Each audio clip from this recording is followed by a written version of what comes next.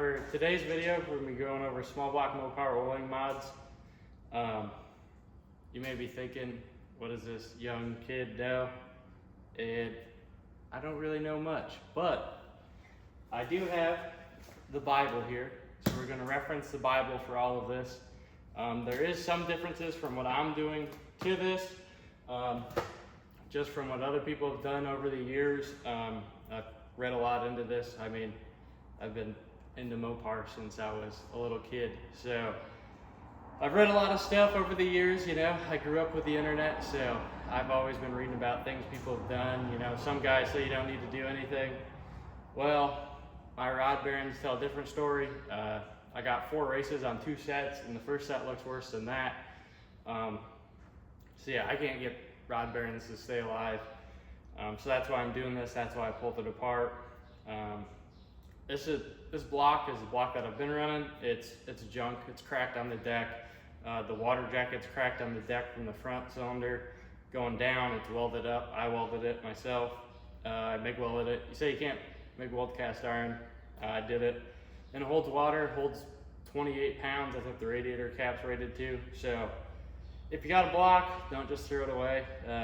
Blow it up. Have fun with it. But yeah, gonna go over the oiling mods, and like I said, some things are a little different than what the book is, but I'm gonna reference the book so you know exactly what Mopar Performance says to do. And I'll show you the tools that you need. I don't have everything on hand today, so this is probably gonna be a part 1 to the video, and then when I get the other stuff, it's actually supposed to come today, but I gotta go into work later today. So probably next week I'll get to part 2, hopefully. But yeah, that's about it. Gonna go over oiling mods. So we're going to start from the pump and then work our way up. So this is a milling high volume pump, 72 HV. HV stands for high volume. You see that. This is also cracked like everything else I own. So that's TIG welded in the pipe plug. And then you can see a little crack that came about there. So we got rid of that. Probably not the best option to use, but you know, everything else isn't perfect. So it fits the story well. As you can see, the pickup mounts to the bottom on this one. That's a Kevco pickup for a Kevco pan. I run these little copper gaskets. I got a whole bunch of them off eBay for like 20 bucks. I think it was like 5 for 20 or something like that.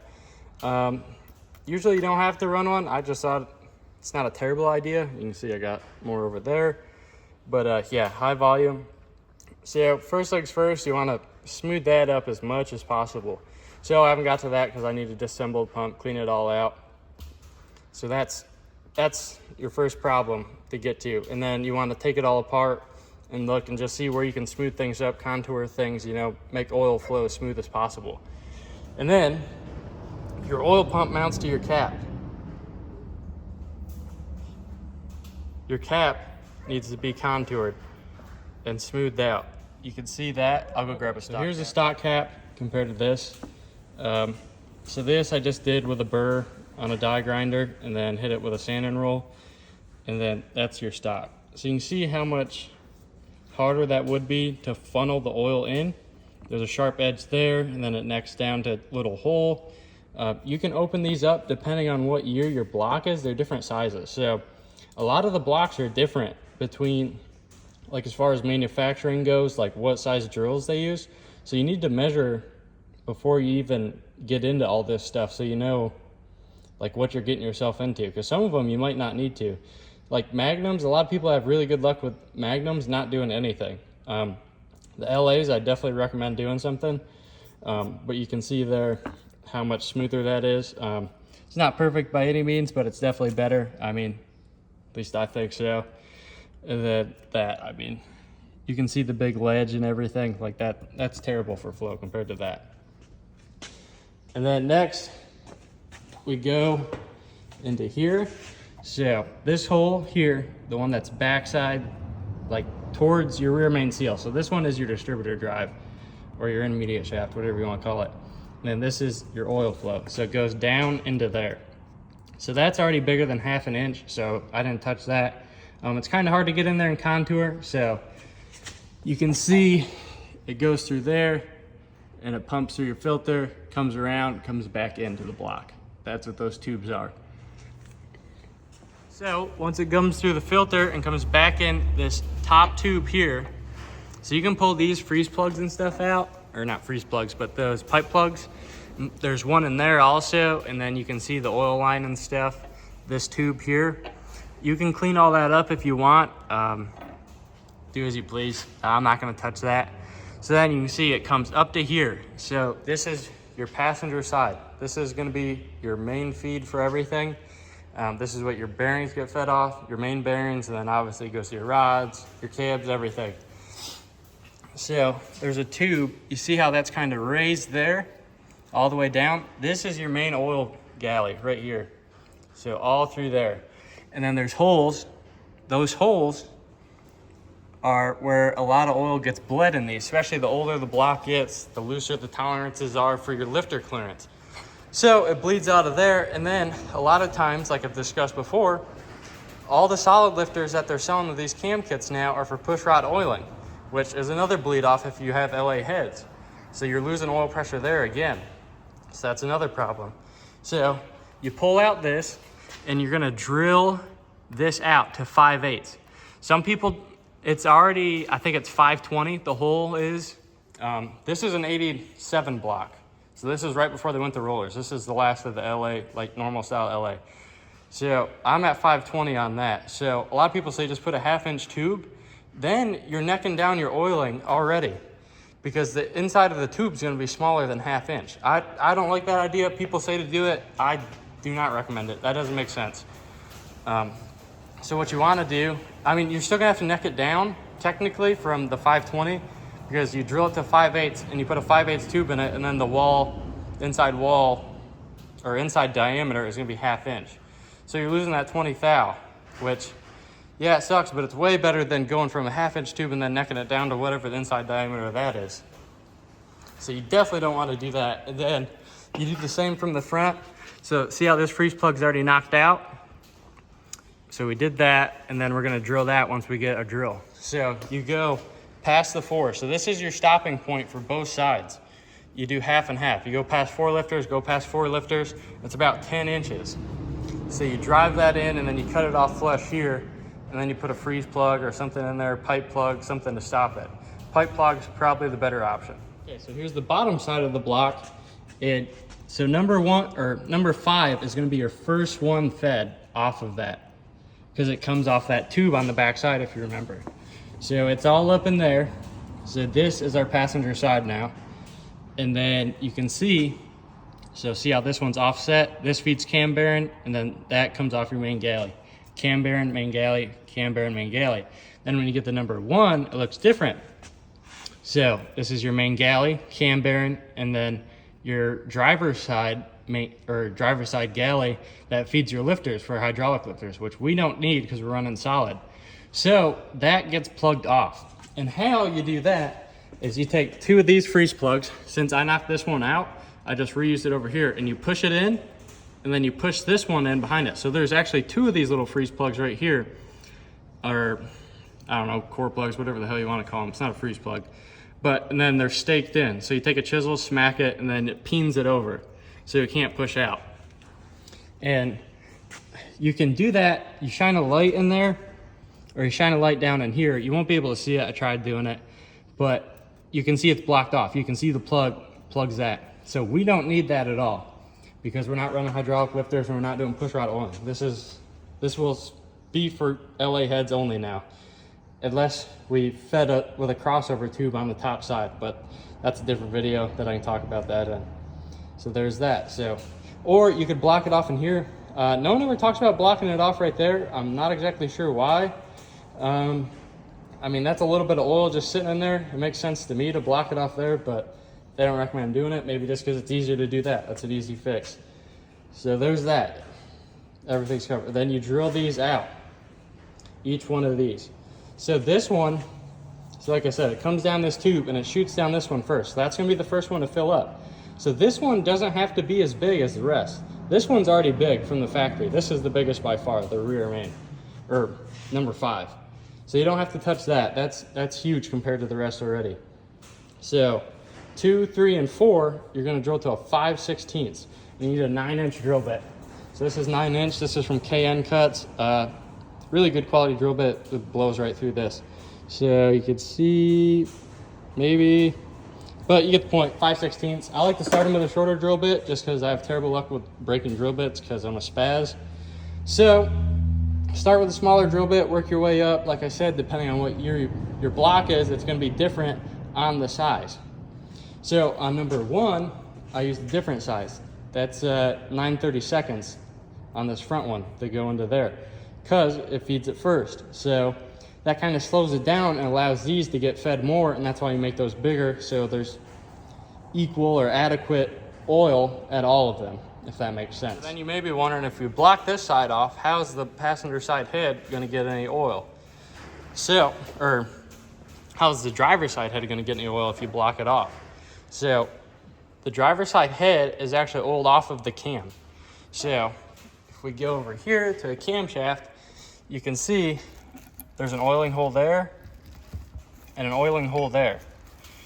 So when those holes line up, then it feeds the head. So it's not continuous oil like everything else. So this, when it's spinning, it gets to a certain point and then it feeds and then it feeds. Same thing with driver and passenger side head, as you can see there. So they're fed off the cam. So you drill those out, but I'm not gonna drill them out because I don't see any galling on the valves. Everything looks good. It seems like there's plenty of oil there. So I don't see a need to. And plus, there's gonna be even more oil pressure now because everything is blocked off over here. We don't have as many bleeds. So once you put the tube in, you can see how all those oil leaks are gonna be gone. That's a controlled leak. So all that's gone. But once the tube's in, you gotta re-drill everything. So I drilled it first in the block, and I'm waiting for my big drill bit to drill out the oil passages. And then I'm gonna re-drill it again with my 5/16 for 2, 3, and 4. And then for 1, I'll do my smaller one, my 9/32. And then for the rear main, I'll do, for number 5, that doesn't tie into this. So you don't have to worry about that. But you just wanna make sure that everything gets drilled. You don't have to do the heads because that feeds off the cam bearing. So you don't have to worry about re-drilling that if you don't want to drill it. If you're having problems with oiling in the top end, then you definitely need to do that. You need to open that up and get more oil to the top end. But I'm not seeing a problem with that, so I'm not going to do it. So 9/32 is actually like 2.815 or something like that, and Mopar Performance recommends 2.83. So I am slightly smaller than they recommend on some of it, but some of it, the 5/16 is bigger than what they recommend. I couldn't find a 283 drill bit. I don't know what size that is or how they come to that, but 9/32 is the closest you're gonna get. And it does open it up quite a bit. This later 87 block is actually opened up from the bottom fairly close to it, but right at that opening in this oil galley, it kind of screws up. So they neck it down. So I'm not sure why that is. Maybe the drill bit just doesn't go far enough or what.